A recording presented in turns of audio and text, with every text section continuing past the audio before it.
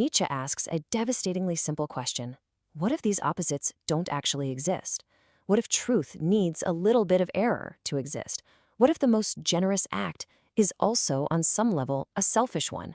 Once you start pulling on that thread, the whole sweater starts to unravel. He says, forget about whether an idea is true or false. Let's ask a totally different question. Is this idea useful? Does it help us live? Does it make us stronger, more creative, more alive?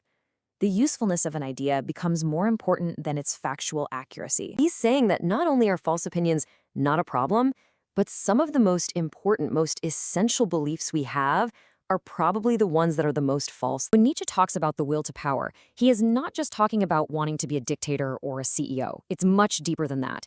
It's the basic drive of all life, of everything, to grow, to expand, to overcome obstacles, and to express its strength.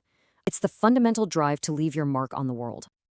And this is a huge blow to a lot of traditional thinking, even our basic survival instinct. Nietzsche says, nope, that's not the main driver. That's just a byproduct.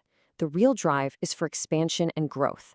Life will gladly risk survival for a chance at more power, more expression. The second you can genuinely accept that what we call truth is often just a useful fiction, and that our morals don't come from some divine source, but from this very human will to power. At that moment, you stepped outside the entire game. You're no longer playing by the old rules of good and evil. Nietzsche is not telling you to go out and be a bad person. It's not about becoming immoral. It's about becoming a creator. It's about having the courage to look at the values you've inherited from your family, your culture, your religion, and to question their very foundations. If our ideas of good and evil are just one possible perspective, what other perspectives are out there? What new values could we create?